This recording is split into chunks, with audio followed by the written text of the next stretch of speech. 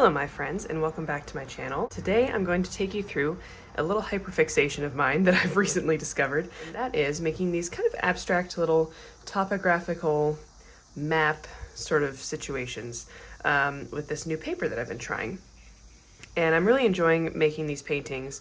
I think they come out really cool every time, really unique, and after just finishing up a very detailed and involved oil painting, these are just kind of enjoyable to create and make and just kind of let the watercolor do what it wants. So you can see they're all kind of turning out a little differently, and I just want to show you kind of the process of these.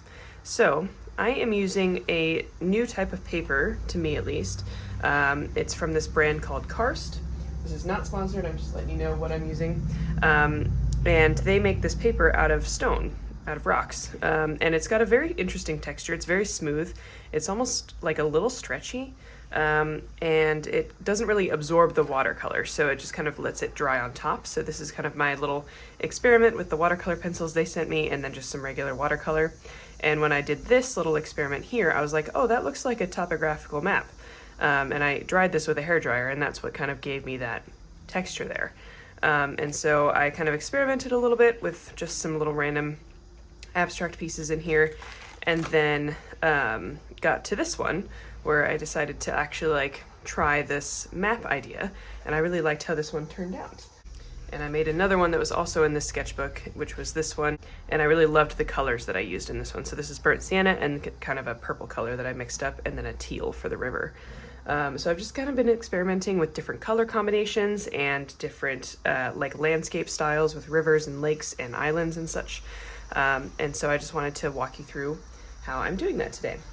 So I take the paper out of the sketchbook. It's got perforated edges, and so I just rip it out of there and I cut it down to a approximately 7 by 10 size, and then I tape it down on my board to be 6 by 9 inches. And this is the size that I have some mats remaining in, and so when I'm done with these paintings, I'm gonna put them in a mat and put them on my Etsy shop. So I've just cut it down to that size. Obviously you can do whatever size you want if you're following along with this painting style. Now we do need to create our landscape. So I'm going to use a technique that I've started to use with these landscapes, which is to use rice, or you could use any sort of beans or any sort of small object, and you kind of spread it out on the paper randomly, and that gives you your map. So I'm gonna do this here. I think I'm gonna go for a river style, and I'm just not gonna focus on it too much, and I'm just gonna throw these around here, and that will give us kind of the general shape. So then I'm gonna take my pencil and I'm just gonna start working my way around the grains of rice. Maybe we could go kind of in this way here. I might not go around all of the grains of rice, but this just kind of gives you an idea, and it creates kind of it makes you not make it perfect, you have to kind of follow the grains of rice, and it just helps to create kind of a more natural looking map. So then I'm gonna take from over here, and I'm kind of letting my hand shake as well as I'm doing this. Shaky hands are better, creates kind of a more interesting map shape. Okay, and then once I've done that, I can just take away the grains of rice, and I should have a very natural looking river. So I'm gonna put these grains of rice away, clean up the map a little bit, and then we'll come back and start painting. Okay, so I've cleaned up my map here. We've got a nice river kind of flowing through this composition here. I'm enjoying how this is turning out so far. So now we're gonna mix up our colors. And so I'm using my watercolors today. These are from Winsor&Newton. Obviously you can use whatever watercolors you have. And I am going to mix up the two colors that I'm gonna use for the land portions of this. And I want to use kind of an orange color, and I'm running out of my burnt sienna, so I'm just gonna kind of mix an orange color. And then I'm gonna mix up kind of a purple color. So I'm gonna start with yellow ochre and add in a little bit of alizarin crimson at a time until I get a nice kind of natural looking orange color. I think that's good there. And you do wanna water this stuff down just a little bit. You don't want too strong of a color onto the paper, and then I'm going to make kind of a muted purple color. So I'm going to start with alizarin crimson now, add a little bit of yellow ochre, and then add some ultramarine blue, and I'll get kind of a natural kind of reddish purple from doing that. I like that color. So those will be my two colors. I'm going to start with this orange color, and then I'm going to add the purple color in afterwards to add some more definition to the landscape. So back on our paper here, I'm going to kind of work in sections here, starting with my orange color. And I'm going to start with this kind of land section here. And with a large brush, I'm just going to somewhat carefully trace around my pencil marks here and just start filling in this section. And I'm going to try and get a good layer of color of paint onto this section here too. And you don't need to like trace the outline here exactly. It doesn't need to be perfect. This can always be cleaned up later. So I'm just trying to get the general shape. Filling in, you can just kind of use your paintbrush to dot some more paint in there so that it doesn't run out of paint.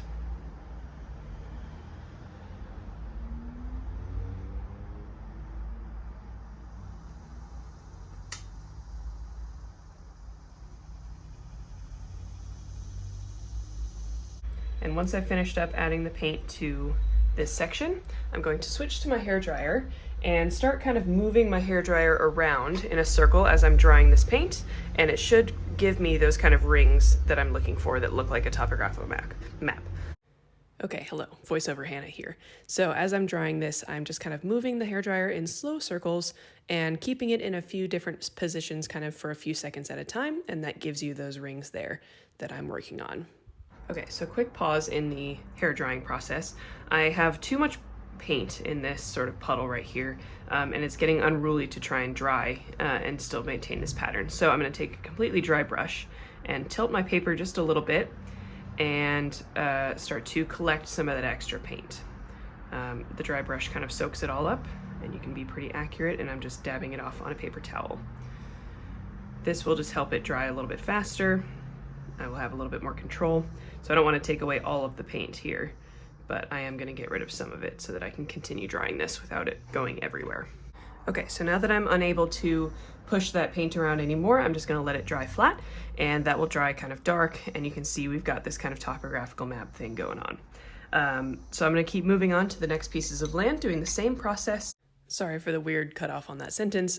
Basically, I'm just going around to each individual section and filling it in, and then using the hairdryer.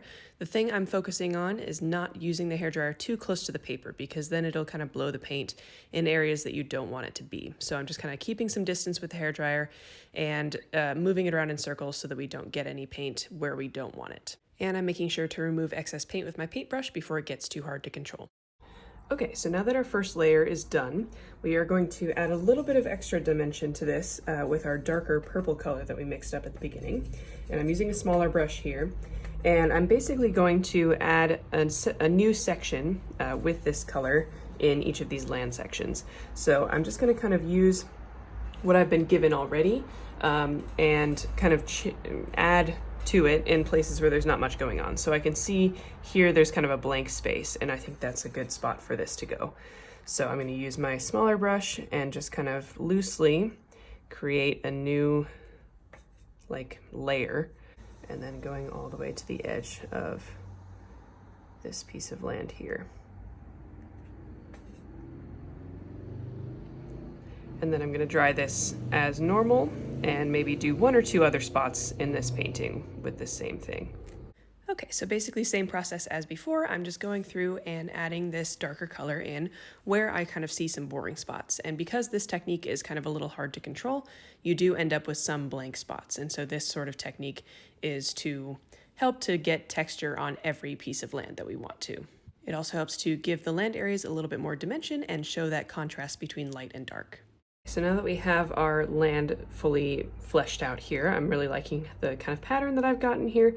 We are going to move on to filling in the water section. Now with color schemes like this, I'm really enjoying using this teal color that I have. It's like an aqua green, and I think it looks really nice with this color scheme. So I'm just going to get a big pile of it, a big puddle, We're gonna water this down, but not quite as much as we did with the other two. So still definitely adding water. Don't want it to be too concentrated, but just a little bit more concentrated than the other two. And when we're ready, we're just gonna fill in the river section. So here we've got, it's quite a big section, so I'm just gonna kind of work from top to bottom and try and kind of work fairly quickly. It's a little too strong for me actually, so we're gonna water this down. Work from top to bottom, and again, just kind of carefully following our outline here, but we don't have to be super concerned about it, because again, we're gonna clean it up at the end.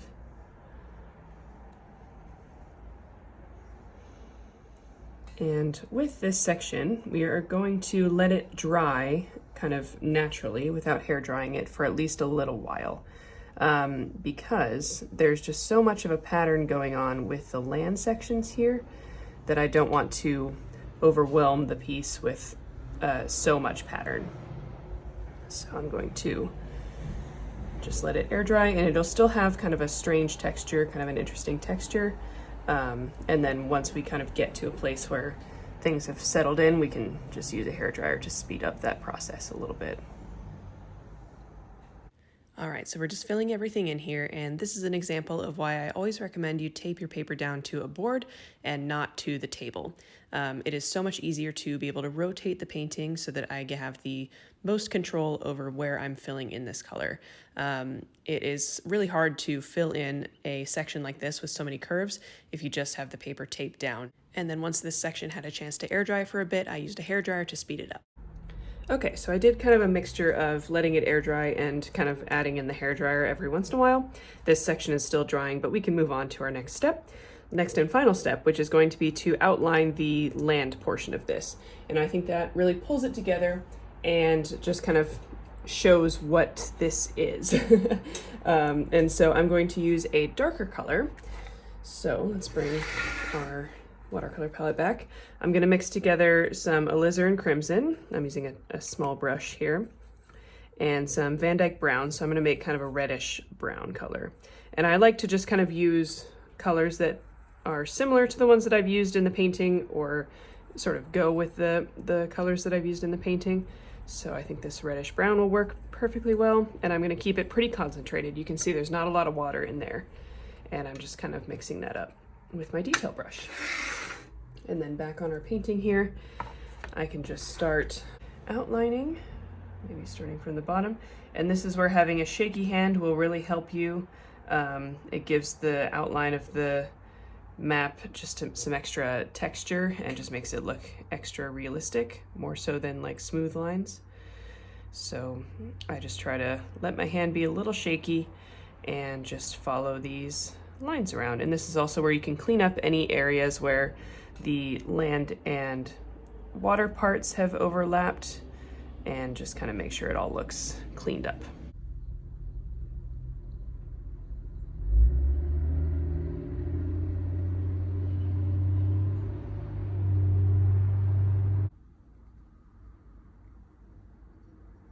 Alrighty, so now that our painting is completely dry, it's time to take off the tape, always the best part. I find that this tape does pretty well with the paper. It doesn't really rip it too much, so I don't really need to heat it up with a hairdryer or anything, but that is always a tip for you guys. If you find your tape rips your paper, heat it up with hairdryer for a couple seconds. Helps to release the glue. So there we go. And I think I'll sign this painting down here at the bottom as well with this dark brown color that we were using for the outline. I try to sign a little up when I plan on matting these paintings, just to give room for the matte. There we go. And I did just want to show you what this painting will look like matted. So this is the mat that I have. When I'm doing this, I just kind of tape it down. When I'm actually selling this painting, I'll tape it down more thoroughly, but I wanted to just show you what this looks like. I think it looks nice and professional, and then you can just kind of put it straight into a frame and the customer doesn't have to worry about that. So sometimes I do like to matte paintings, especially if I'm doing a big project like this one. They will all come matted. So if you're watching this painting is available on my Etsy shop, which is linked in the description down below. If you'd like to check it out, or any of the other ones that you just saw at the beginning of this video, those are available now. And I do hope you give this a try. It's really fun. It's fun and nice and freeing to give this a shot, so feel free to try it out for yourself. And thank you so much for watching, and I will see you in the next video.